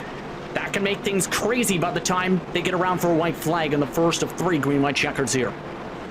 Other thing to note is that if you're repairing damage at Talladega, it takes somewhere in the ballpark of 2.5 to 3 minutes to finish off a yellow flag lap. So there is the potential, Evan, that some of these drivers who have already used their fast repairs, if the damage isn't excessively significant, they can come down pit road and maybe try and get the damage fixed for about 2.5 minutes, and then come back out on the racetrack, speed back up to the back of the line, then come back down pit road again, make sure that you don't check any of the fuel, the tires options, and try and get the car fixed up. And over the course of this yellow, you could fix up somewhere close to 10 minutes worth of damage if you play it right. Yeah, that's why I mentioned that early. It comes into a factor at the beginning and the end of the race because the laps here are so long. At this point, it wouldn't be saving a quick repair. I think if you're going like we are now in the green to white checkered territory, then your concern is not saving a fast repair. You want to get out there. But even earlier on, I said, listen, you get a little bit of damage. Don't use up that quick fix. Sit down there on pit road for 2 to 2.5 minutes and get a lot of it repaired. And you can do that about 2-3 times. Of course, you do need a lap mixed in there of the caution to flag cycle to catch way back up, and that'll take you some time, but I think you can get a good 5 to 6 minutes of damage repairs in. And as well, the thing we mentioned about this series is that we're not focused on points, Pike. We're not worried, I'll get a P11, I'll be happy with that. I'm sure they'd like a P11 over a P31, but at the end of the day, all these drivers want to win. So I think even if there's a couple of pieces of sheet metal missing, those cars are going to stay out, try to get some damage fixed. And listen, if you're on the lead lap at Dega, I think that you've got a shot at it at the white flag, no matter where you are. We'll take a moment to slide through the field and take a look at where everybody is. It starts with Jordan Erickson, the graphic designer for Team Penske, who currently, is your leader and then is going to come down pit road for service. That will shake up things significantly at the front of this field. He'll be joined on pit road by NASCAR Xfinity Series driver for Richard Childress Racing, Anthony Alfredo. So those two coming down. A few more. Looks like Justin Allgaier may well come down too. So a few drivers swapping spots and a few more drivers, a lot more drivers, staying out and making sure that they get that track position more than anything else, as lights are still in the pace car. So we have at least 2 more laps under yellow before we get our first attempt at a green-white checker this evening of 3 for those that are counting. So Boris Cook, your leader, he's been up front for about the last 10 to 15 laps. He is the director of communications for Joe Gibbs Racing. So any of the press releases that you see probably have Boris's fingerprints on them some way, somewhere, somehow. And a lot of the social media engagement that has happened at JGR, especially with the Draw My Race Car campaign that Justin talked about earlier in the broadcast, it's all Boris. TJ Majors runs right behind him. TJ, of course, the spotter for Joey Logano in the NASCAR Cup Series. We know what they've been able to accomplish over the last few years. Parker Kligerman runs in the 3rd spot, one of the analysts for NASCAR and NBC, owner of Burton Kligerman Esports, which is home to Ashton Crowder and Logan Clampett in the eNASCAR Coca-Cola iRacing Series, and also the host of NBC's Proving Grounds as well. Kevin Iannarelli, part of the scanning team at iRacing, who helps to bring the tracks to life like we talked about earlier with North Wilkesboro, runs in 4th. Dale Earnhardt Jr., who is a former backup fullback for the Mooresville Blue Devils, currently runs in the 5th position. I personally am a soccer guy, so of course I'm going to give the soccer bits a little bit of love. Kevin Hamlin, spotter for the 88 of Alex Bowman in the Cup Series, is in 6th. Garrett Smithley, driver of the number 51 in the Cup Series, is 7th. Josh Berry, who runs Dale Earnhardt Jr.'s late model in the Solid Rock Carriers Cars store and is a series champion in North Carolina, South Carolina, Virginia, where they run a lot of the great short tracks in that region. He currently runs in the 8th spot. Tonight's LeafFilter Gutter Protection Replacements iRacing Series Challenger, David Hudson, runs in the 9th spot, and 10th is where you'll find Kyle Long, owner of Mode Media House and Mode Motorsports, the eNASCAR Coca-Cola iRacing Series team that plays host to Phil Diaz and Jake Nichols, currently 7th in points after 5 races. Yeah, we continue down through the rest of the drivers. We've talked a lot about Ron Capps, the NHRA funny car driver who's kind of been on a world tour here on iRacing, driving just about every single thing you could imagine. He's alongside Landon Castle, who has also been very busy on the service. NASCAR Cup Series driver, of course, the mastermind behind Bonds of Madness and a lot of other community events in the sim.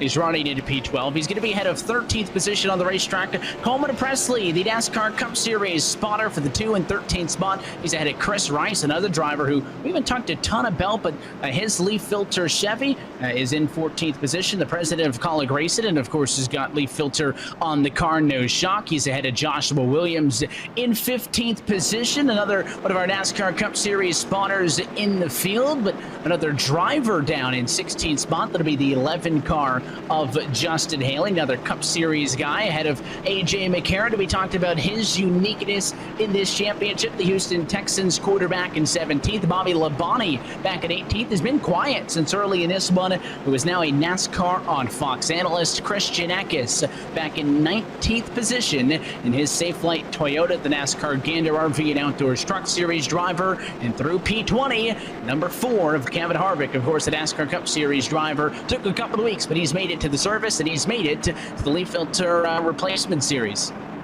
And just behind them, Ben Rhodes, the NASCAR Truck Series driver, part of the NASCAR Gander RV and Outdoors Truck Series, specifically 21st. Ryan Truex in 22nd, had some good performances in some of the events. Jordan Erickson had to come down for fuel in 23rd. Overstraight's now cycled to 24th. Tim Duggar in 25th position, the country music star. And only 2 others are on the lead lap. Todd Gilliland in 26th. And 27th, Kyle Busch with no front nose. Those are your drivers on the lead lap as we get set for what could be the last restart of this race. We currently work lap 63. This restart will come on lap 64. Everybody now good to go on fuel, so this is just going to be a complete and total mad, insane, wild dash to the finish at Talladega, like we have seen time and time and time again throughout the years. Boris Cook, TJ Majors, their drivers on the front row, Kligerman and Earnhardt Jr., backing them on the inside and the outside. Toyota down low, Ford and Chevy up top. Lots of big names who will try and take the victory at Talladega over these next few laps. Green flag back in the air, and it was a little bit of a stack up on the inside. Boris Cook did not get going. Meanwhile, TJ Majors and Dale Earnhardt Jr. got a great restart together on the outside, so former spotter-driver combo, maybe about a car length to the good as they try and drop down, and Majors does drop down in front of Boris Cook to take the lead, and then Earnhardt goes up top, and those two get hooked up once again.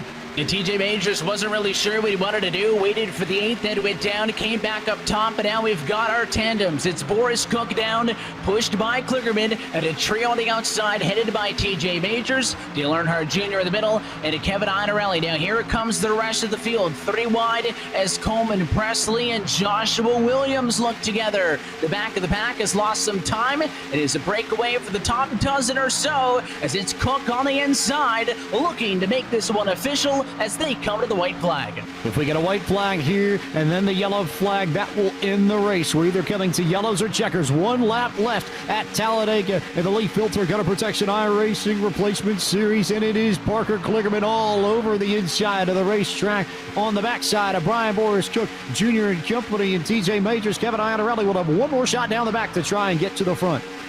And it looks like Josh Williams trying to get onto the back end of Dale Jr.'s draft here. It looks like, though, Boris Cook is in the best position to try and block any run that comes up in the middle line. The question is, how does he handle it through that front straightaway? What do you do if you're Parker Kligerman? One more run through turn 4 for the final time. Kligerman behind Cook. He's going to have to make a move some way, somehow. When does he pop out to the outside? Does he do anything? Nothing yet. They're all still stuck on the inside. They fan out 4 or 5 wide behind, and it won't be enough. It will be Boris Cook for Joe Gibbs Racing, who gets the victory in tonight's LeafFilter Gutter Protection iRacing Replacement Series at Talladega. And to be fair, Evan Pasoko, you want to talk about classes on how to run the front of this field and control a gigantic pack of cars at a restrictor plate race. The final 10 laps here and then the green-white checker, that is exactly what Boris Cook did. He did exactly that, and even when there was that small moment of doubt, when it looked like that 22 with TJ Majors had gotten down to the bottom, the 63 kind of made up his mind for him, pushed him back up the hill, said, no, this spot's taken, go find your own way around. And of course, having the inside line gave him the big advantage, where even though he was the prey coming off of turn 4, he had gotten enough speed and enough help from behind that late dive to the outside by Parker Kligerman, although well-timed, was not going to be enough, and a well-deserved win. That's somebody who knows what they're doing on the sim, and Boris Cook gets his first win of the replacement series. And Boris Cook is a driver who I don't know if people recognize how much experience he has on the sim, but he's a regular in these Cup cars. He's run many a league throughout iRacing in this Toyota Camry. So I think in that sense, it shouldn't be a shocker that he comes to victory lane and gets it done at Talladega tonight. Justin Princeton, also of note here, and I think another thing that played into the finish, Kligerman had some damage on the front end of his car, and I almost feel like when he got out to the side, he timed it about as well as you could, got a decent run through the middle of the trial and waited about as late as you possibly can to make the move, which is how you normally want to play it.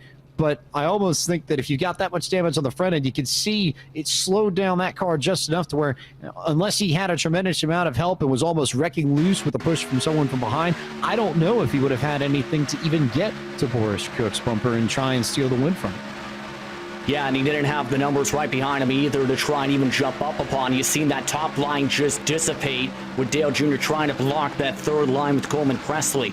Once that happened, I think the chances for Parker Kligerman just disappeared just like that. Here's another look once again at what happened.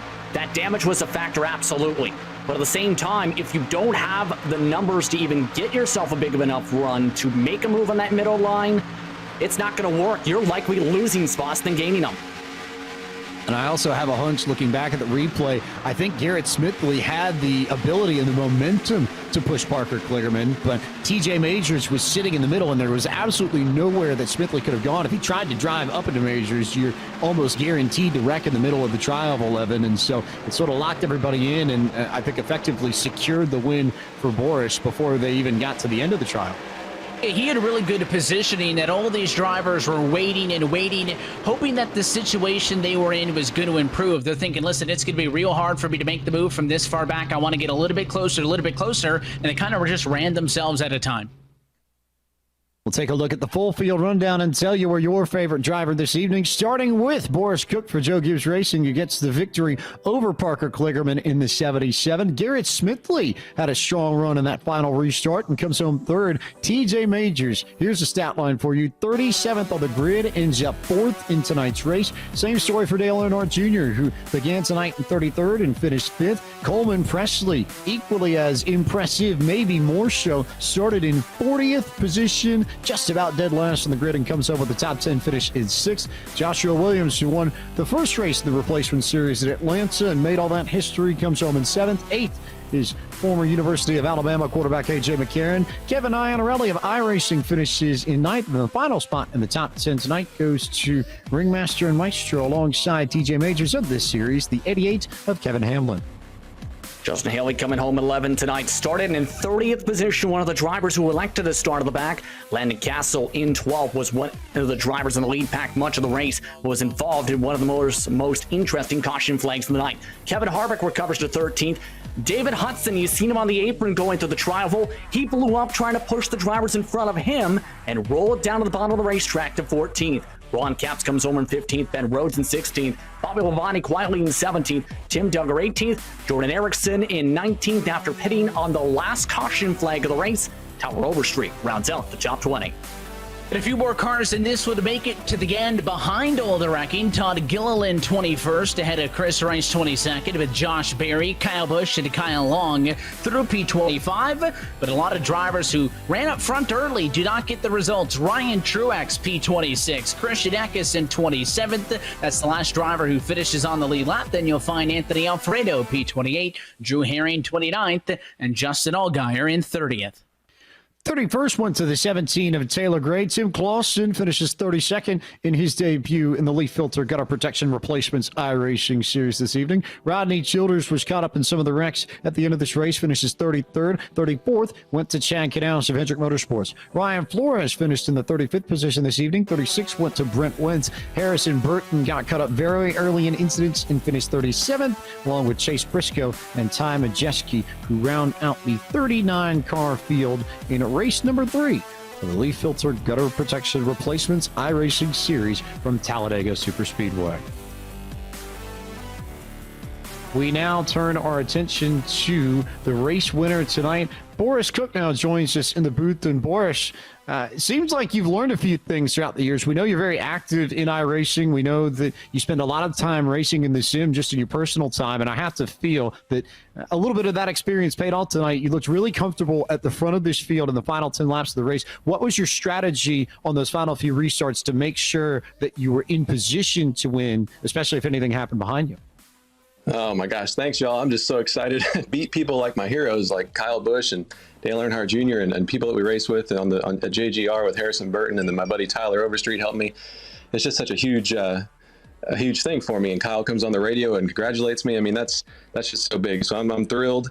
And you asked me about strategy. I could not believe when the leader ran out of fuel and gave me the low line, because the low line was the key. That was the strategy.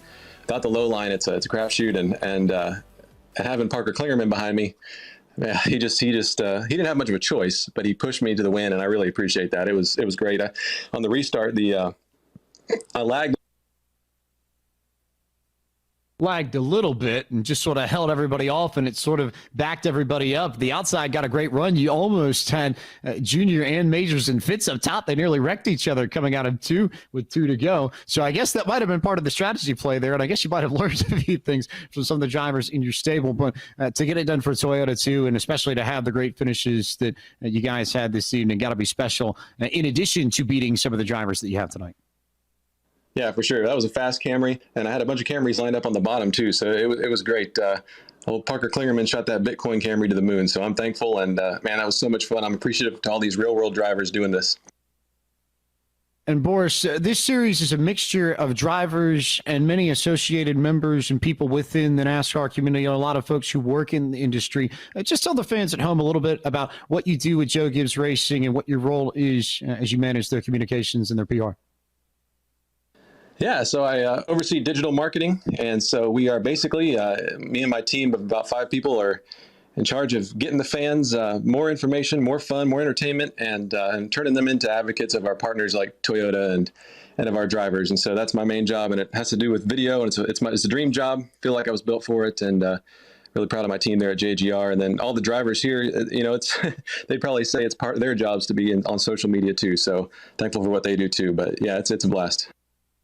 I think maybe most important question here, are we going to have people, and we're going to have a contest to draw that 63 machine now that it's got a race win version in the books too? Hey, that is a great idea. I didn't even think about that. We'll have to, we'll get some more tune in on the replay of this show on my drawing show tomorrow at noon on the JGR channels. I think we are going to have to draw that. Sounds like it's going to be a fun time. Boris, congratulations on your victory tonight. Thanks as always for taking the time to talk to us, and we look forward to seeing you in 2 weeks. All right. Thank you all for the great broadcast and everything you do for the sport here. Boris Cook, your winner tonight at Talladega. We slide from P1 to the driver who finished in P3, and that happened to be Garrett Smithley, the number 51, who is now with Evan Pasoko. We're talking about the driver of the number 51 car, Garrett Smithley. Garrett, congratulations on the third place result here tonight from Dega. But that 51 Chevy started up front and it almost finished all the way up top. Just talk us through this race. Well, we got the pole, and then they reminded me right before that the top 5 from the previous race has to go to the back. So I was all excited. Then I was like, oh, shoot. But at the end of the day, qualifying doesn't really matter at Talladega. So worked our way up. We just kind of bided our time, just kind of ran it like a real-life race, just tried to stay out of the trouble. Didn't have to use my reset one time, and just rode around. And then we were going to be in the catbird seat. It was me, Landon, Kyle Busch, and Josh Berry all in a line together, and then the caution came out right before we pitted, and so we got a penalty and got back to the back. So it was way up and down, but all in all, came home third, and after that race, I can't ask for much more than that. I think as well, this is a fun way to kind of kick off Talladega week on the service with, all kinds of events, including the stuff coming up this weekend. So how much of it is, you being able to come out here on a Tuesday night and have some fun, but also try to fine tune and learn some things? Because, of course, we all know the objective is to be competitive by the time Sunday rolls around. Yeah, I mean, Sunday's going to be so crazy. It's going to be one of those deals where you just don't know where it's going to go. And I mean, it's literally going to be like a regular plate race. So I'm eager to see how that plays out. But yeah, I ran an A fixed race yesterday, and then this one. I wish Carb Cup was at Talladega too, just because I don't want to lose a bunch of iRating and a bunch of safety rating. Inevitably, you're going to do that at Talladega race week. But no, all in all, this league is just so much fun doing the alternating between Cup cars and street stocks. Kevin Hamlin's doing a great job with TJ Majors, and a bunch of those guys have kind of put this deal together. It's again, I feel like that this series got everything started on the iRacing stuff once this quarantine started, and did our first race at Atlanta, and it's just been a lot of fun. So looking forward to keeping it up, even past once we get back rail racing, which I know everybody wants to, and just excited. Domino's TYJ Racing, iRacing came on board. They got 23 franchises watching over the Southeast, so I know a lot of guys are tuning in, so happy to get a good run first outing with them, and hopefully we can keep it up.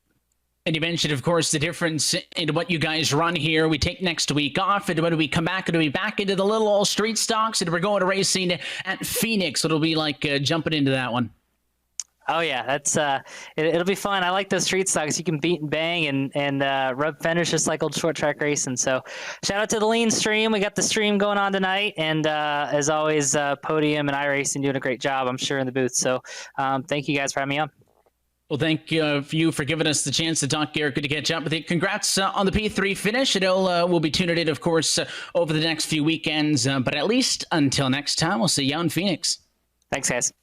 P3 finisher tonight from the Talladega Super Speedway will continue down to the pit lane. Justin Prince caught up with the driver of the 22 car. It's a 4 tonight for TJ Majors. Yes, indeed, joined alongside him tonight. And first things first, let's talk about that strategy in the final runs to the checker flag. TJ, looked like you were hooked up with Dale Jr. What was kind of the thought process and discussion point to try and set things up and get that line moving to try and come away with the checkered?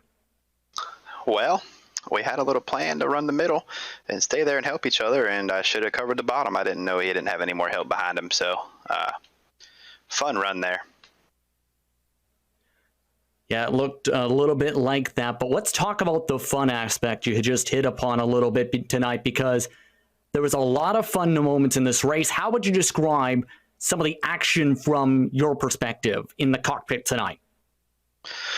Oh man, it is dicey. A little wild back there. I didn't get my qualifying run. I was trying to fix a problem, and I didn't get to qualify. So I don't know. It was tough, man. A lot of patience, and then you had to be aggressive at times.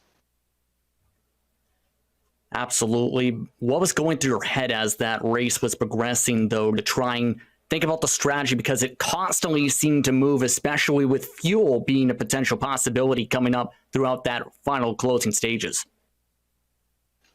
Yeah, that was I was saving fuel the entire end there. Another green-white checker, and I'm not sure I would have made it. Definitely made it interesting at the end. Obviously, Jordan wasn't going to make it, so he pulled off there. I don't know, man. A lot of crazy action there between pit strategies and stuff going on, which is what we kind of wanted in a race. Absolutely. And the next race is going to be street stocks at the 2008 version of Phoenix. Your thoughts on that race? Yeah, we've run a handful of races there already, practicing and stuff, and it's a lot of fun, man. Slick, fun, should be good. Those cars are built like tanks too, so that ought to be a lot of fun. Anyone you want to thank before we let you go? Just thank all the guys that come out and put on racing. You guys for, putting on the show. LeafFilter for, coming on there and getting their name on the series for something to do, and gives me and Kevin something to work on during the week, and just everyone that comes and races and everybody that tunes in and watches. Thank you very much for the time. Congratulations on the top 5 tonight. Thank you, man. I appreciate it. That was TJ Majors coming home in P number 4, started all the way in 37th, James. And that's just a product of Talladega. You can start anywhere, you can finish anywhere. It's, again, a strategy thing. And ultimately, the strategy that was most successful tonight, just sit on the bottom and control it, and don't worry what happens up top. That's exactly what Boris Cook used to get to victory lane of it. And a pretty solid way, I'd say, to start off #Dega Week here in the iRacing world. And don't forget as well, I mean, you touched on all the different events happening this week as well on the iRacing service, and not exclusive to here at Talladega. Of course, you'll see it in action with Saturday Night Thunder at 8 o'clock on Saturday. And then, of course, for the eNASCAR iRacing Pro Invitational Series. So, yes, Dega week in full swing. I know that I will be partaking. So if you see a number 13 car with my name on it, get out of the way for your own sake. But there's so many great events coming up on iRacing in addition to this LeafFilter replacement series. Happy to be a part of the action on Tuesday nights. Big congrats to Brian Boris Cook for the race win tonight, and looking forward to the straight stocks at Phoenix. I'm totally on board with what the drivers are saying, that jumping back and forth between the kind of prestige of the oval cars on the sim down to the grassroots stuff is a ton of fun, and looking forward to that for 2 weeks' time.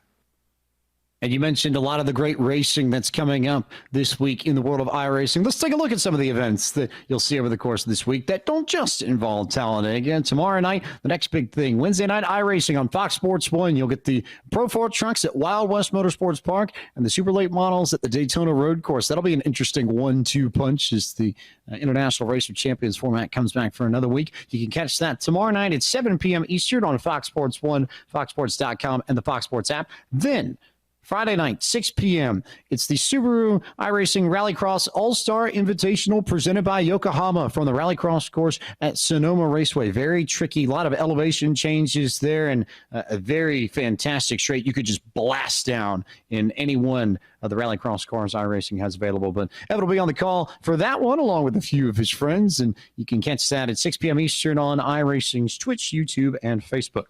Saturday, it's a two-pronged punch. It starts with the IndyCar iRacing Challenge from Circuit of the Americas as the stars of the NTT Data IndyCar Series come at you live from Austin, Texas at 2:30 p.m. Eastern on NBCSN, the NBC Sports app, and NBCSports.com/live. Then Saturday Night Thunder, eNASCAR returns to Talladega with the stars of the NASCAR Xfinity Series and the NASCAR Gander RV and Outdoors Truck Series. You can catch all the action on eNASCAR.com/live at 8 p.m. Eastern this Saturday night before Sunday's big show, the NASCAR iRacing Pro Invitational Series from Talladega Super Speedway, Sunday afternoon on Fox Sports 1, and the Fox Sports app. So plenty of iRacing coming your way, both on TV and online this week. And then, so far as this series is concerned, the next stop, as Evan said, Justin Prince for the LeafFilter Gutter Protection Replacements iRacing Series is the 2008 scan of Phoenix International Raceway, the original scan, the flat version of it. There's not a lot of banking to support the street stocks, which don't necessarily handle all that well anyway. You consider how hot they're going to make that track. Those cars are going to slide all over the corners. I thoroughly expect to see people all over the place in turns 1 and 3, and I expect a lot of fun to be had along the way. Yep, absolutely. It should be an incredible race, I think. It was talked about some of the fun already mentioned by TJ Majors and some of the practice races going on in preparation for that. I think it's absolutely going to put on a great show. It's going to be interesting. They put on some good shows when some of the rookie drivers have to go to that layout of Phoenix. I think it's going to be the same for the LeafFilter Replacements iRacing Series when it goes there in a couple weeks. A lot of fun to be had, and you can mark your calendars for Cinco de Mayo. That'll be the next race for this series. And, of course, you'll see it right here on the iRacing Twitch channel, iRacing YouTube channel, and the iRacing Facebook page at 9 p.m. Eastern on Tuesday, May 5th. A tremendous amount of thanks to LeafFilter Gutter Protection for their support of the Replacements iRacing Series, and Nutrient Ag Solutions as well for their support of the fast repairs, which were in full use and full display tonight.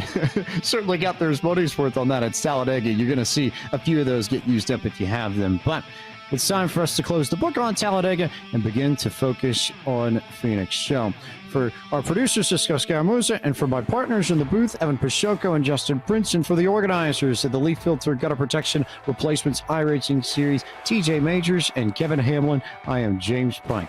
Thank you so much for watching our coverage of the LeafFilter Gutter Protection Replacements iRacing Series, and we look forward to seeing you in 2 weeks' time for round number 4 from the 2008 version of Phoenix in the Street Stocks.